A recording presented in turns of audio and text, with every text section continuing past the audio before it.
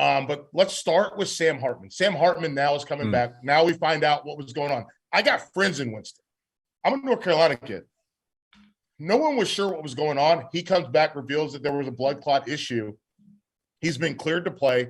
Les Johns from 247 reported from the presser. He's cleared. He's ready to go. Mitch Griffiths, I thought, handled that VMI team very well. But the question I have for you, and I'm going to start with Trevor and then Jake. Once Trevor is done, you hop in. Trevor, is Sam Hartman the best quarterback in the ACC?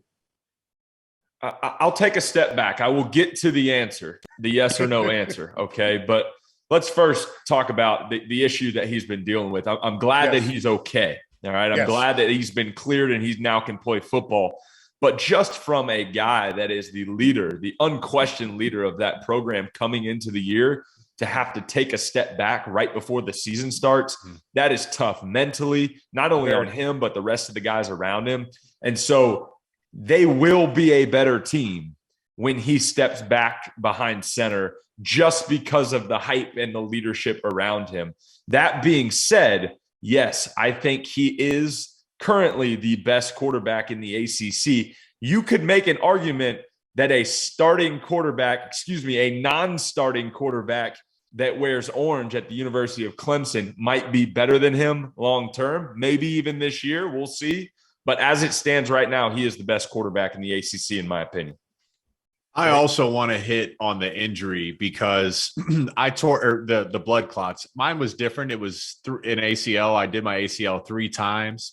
So a little bit of a longer recovery at that point. And man, you grow up and you do everything in your life just to get a chance to take the field on, if you're lucky, 10, 12 Saturdays. He's earned the right where he's had an amazing career, one of the most decorated quarterbacks in program history. And to be faced with that, I can just speak from experience, man. When you're injured, it's never the physical thing. It's never the physical thing with the football player because it's a physical game. It's the mental thing. And you question life. Like there's times I would look up the sky and be like, why is this happening? What is going on? So to be able to absorb the blow of that question, the blood clots, and go to that dark place. And I'm sure that was extremely tough. And to now be cleared and to get that weight off your shoulders, man, it gives you just a new appreciation for the game of football. You think you appreciated it until it's gone. So I would say with that, I would have to say that to me, knowing and having walked through that only propels his case to be the best quarterback in the conference. I think he's going to take this field, if not this week, whenever going forward, with just a newfound love for the game of football. Already had such a successful career, but I think the perspective of an injury can only propel his game forward. So here's the thing. This is the way I want to take it, because I understand, because we've seen listen, I'm a little bit older than you guys. And listen, if you can't tell by the gray in my beard, Tommy Frazier, he didn't have a career at the next level because of issues with blood clots, right? So we've seen that happen. We've seen guys battle things that were not football related. They were they were like hereditary or just freak things happen that have caused problems. But let's keep it to the football part of it. Let's stick to the football. And I don't want to say that like discounting it, because it is important that we acknowledge that this was a real health issue that had nothing to do with football. The reality of it is we have Devin Leary. We have Tyler Van Dyke, by the way, have you guys seen him mocked in the first round? Because I have. I've seen him mocked in the first round from an NFL draft standpoint. I don't know if I agree there. So right. So that's the reason I'm asking the question. And then I'm going to say this: Brendan Armstrong is the best quarterback that we never talk about. So where does he in that mix? So if you guys both agree Sam Hartman's number one, so let's do the next 3. What's the next 3? Where do you put the next 3? Well, I'll say this. I'll start, Jake. And by the way, Drake May also Drake May, the youngster coming in and slinging it around for UNC. Yeah, I think what gives Sam Hartman the nod for me is his history, is his leadership, and is his experience at the position. He's been there. He's done that. He's taken Wake Forest to new heights, in my opinion. Yes. Now, they've had good teams in recent years. Don't get me Yeah. wrong. But he to me has been a solid foundation for that program the last couple of years. And that's what gives him the nod to me. Those other guys, I don't think they're that far behind. Tyler Van Dyke obviously has a ton of skill. We'll see how he pans out. If he can be consistent this year, absolutely, he's in that conversation. I'm going to call a timeout. Listen, you guys, this is our first time doing the show together. I like to call a timeout. Do you think that Tyler Van Dyke is the Will Levis of the ACC? I think he has the ability to be this year. Now, okay, they go Come out. on, Jake. Come on. They score 70 points in week one. It's tough to be consistent week in and week out. And I don't know if he has that in him. He has to prove me wrong in order to step in those shoes. So about Tyler Van Dyke, a thing to consider here, and I know him all too well, is they went out and got Josh Gaddis. And I like to follow trends. Okay. So Josh Gaddis he got his chance to be an offensive coordinator at Michigan. Year one looked a lot different from a Michigan offense standpoint than this last year did. And that Michigan offense was rolling. Now, they were extremely run heavy, but Gaddis showed some really great creativity down the stretch and didn't ask much of Cade. If he feels Van Dyke has more talent, I'm betting on Gaddis's ascension as a coordinator to really benefit Van Dyke. Miami has a program to benefit him. I agree with you, Trevor. I don't think there's much separation between, if you want to talk about those next 3 or 4 guys in the number one, it's a good race. And we got to have takes here, but I like to say, let's see how the season plays out and let's watch these games, as they get tested throughout the season. I think it's going to reveal itself. Well, I think the cool thing is you said we got to have takes here, but the reality is we're here. We're 3 football players talking about football, right? We're 3 guys that have played. We've sat in meetings. We've done 2-a-days. We've done all this stuff, right? You guys played way more. I just practiced a lot. So it's just that's the reality of the situation. But let's look at this. We look at Wake Forest in the ACC. We saw Clemson on Monday night. We saw Florida State on Sunday night. Wake is in the last season of the Atlantic. Does Wake have a chance to win the ACC this year? I don't see why not. Okay. I look at that's not a lot of conviction, though. The easy choice is to say, well, look at Clemson and look at their preseason ranking. Sure. But I don't know. I just am not as convinced as Clemson as a team to make a serious run. I think their defense looks strong, but I didn't think that was a really, really convincing week run performance to say this team is significantly far ahead of the rest. So I don't know that any team at this point is significantly far ahead of the rest. Again, I think the tape, you are what you put on tape, and we have such a small sample size at this point.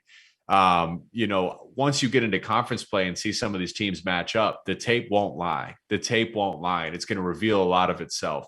Clemson was the preseason favorite, but I don't know if I'm buying it quite yet. I just don't know if I'm buying it.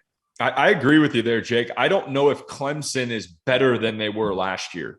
And I also don't even know if Wake Forest is better than they are last year. I'll tell you what, though, you do have some improved teams that can be in the mix. Florida State, I think, light years better than they were last year. Miami, light years better than they were last year. So you got a couple teams that always should be in the mix that haven't been, that are now kind of back in and they're rotating around. So it's going to be a fun conference to watch this year, no doubt about it. Clemson obviously still is the top dog from everybody that's sitting on their couch from that perspective. But I think it'll be a little bit more interesting as we play out conference play. What do we think about NC State? Trevor, starting with you, and then Jake, follow up.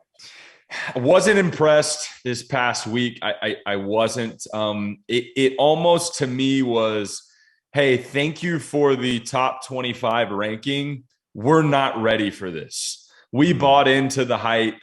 We've been here before, but the moment's a little too big for us at this point. Again, though, a team that has the ability and the talent to put themselves in the mix. It's just going to be who can stay healthy, who can play consistent football, and who's going to take care of the football and not turn it over. I I actually liked NC State going into the season. I'm like, hey, this team's got a real shot. I actually don't think ECU is a terrible team either. I think like it's easy to write ECU off as a team that's like, hey, these guys are a slouch. Look at NC State, they're struggling with them. Hey, it's week 1. I don't think ECU is a slouch. And I think you got to win the ugly ones sometimes. And to me, it's kind of like you don't know how strong you are until you're tested. You don't know how strong you are if you're picking up the 40-pound dumbbells on the bench press in the gym. You got to pick up a little bit more weight, be tested to say, all right, we know we can fight. It's an ugly game, and they won, 1-point game. You got to win those ugly ones, and that can do a lot. You can correct the mistakes after a win too. So I'm not necessarily selling their stock yet. Maybe they're not my favorite, but I'd say they're in the mix. Yeah, I think that is a good point too there, that it's week 1. You see a lot week 1, right? And to be able to, I'll say, sneak out of there with a win, it really wasn't. They didn't sneak out of there, but to win an ugly one, to put it in your words, I would not expect that from them week 5, week 6, week 7. Now we have a different conversation, but week 1, I guess I'll agree with you there, Jake. And so, okay, so we got that. We're gonna put a bow on the ACC. I'm gonna ask you guys just definitively. I guess you know what? Here's the thing. So we've got 4 teams that we think can get to the ACC championship game from the Atlantic, right? We've got Wake Forest, we've got Clemson. We talked about NC State. We talked about Florida State. On the other side of it, who else can get there? You've got is it UNC? Is it Virginia? Is it Miami? Is it Pitt? Where do they fall? So we can see, kind of line it up of who matches up with those other 4 teams.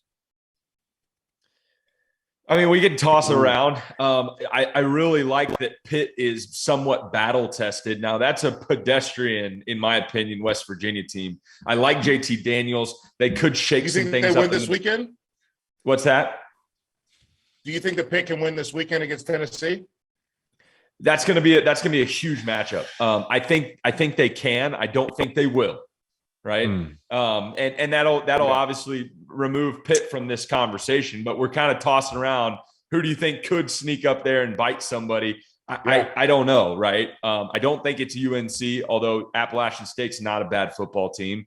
What I was saying about Pitt, they're battle tested. That was a phenomenal football game for week 1. That's like mid-season form right there. And so when they face adversity, they'll probably have a little bit of an advantage there, but I don't see them coming up and biting one of the teams that we had already mentioned. Admittedly, I didn't really understand the gravity of the backyard brawl. Like, I didn't really get it, but I turned on that game, and like, man, you could feel it through the TV, and that's fun. That being said, like, it's hard to get full context about a team in a rivalry game, because you could say what you want about West Virginia, but it's a rivalry game. All of a sudden, it's like, hey, they might have, say they have a poor season down the stretch. It's a rivalry game, man. I played on some bad teams that we played up for rivalry games. So for Pitt, one thing that concerns me is I looked at that offensive line, and they're one of the most veteran offensive lines in the country. It's a position group that doesn't get talked about enough because it's not sexy. But boy, when you have a strong offensive line, does that solve a lot of problems? They got pushed around at times by that West Virginia defensive line. So I'm questioning my own conviction about how strong that line is going forward, especially at the point of attack. On the flip side of this Tennessee game this weekend, like, my trust has been broken by this Tennessee team. Like, it seems like every year, week 1, you're like, wow, this is the year. These guys are tough. But then down the stretch, you're like, I was wrong. And I feel like I need to see it. This will be a big game for both teams, I guess. This game will reveal a lot, and we'll know a lot more coming out of it. So I'd say Pitt, I don't see why they can't at this point in the season. I'm not going to write them off. I'm not writing them off, but I do think that Tennessee, with their identity, they know who they are. They're addicted to this tempo style. They're going to run Pitt ragged is what I expect to have happen. Very curious to see how this works itself out. What's going on, guys? Rob Doster here, the founder of the Field of 68 and the Field of 12 Media Networks. I wanted to take a quick minute to let you guys know about an exciting new project that we have been working on for the last 3 months. The Almanac, an all-encompassing preview of the 2022-23 college basketball season. We spoke with every single Division I head coach to give you a robust and accurate preview for all 363 Division I college basketball teams. We have predictions for conference finishes for all 32 leagues. We have features on the best freshmen, the best big men, the breakout stars, the coaches on the hot seat, so much more. It is 600,000 words of sheer happiness for the college basketball fan in your life. The Almanac is going to be available for digital purchase on September 26th for just $19.99, but you can pre-order it today using the promo code HOOPS and save 20%. Just hit the link in the description below.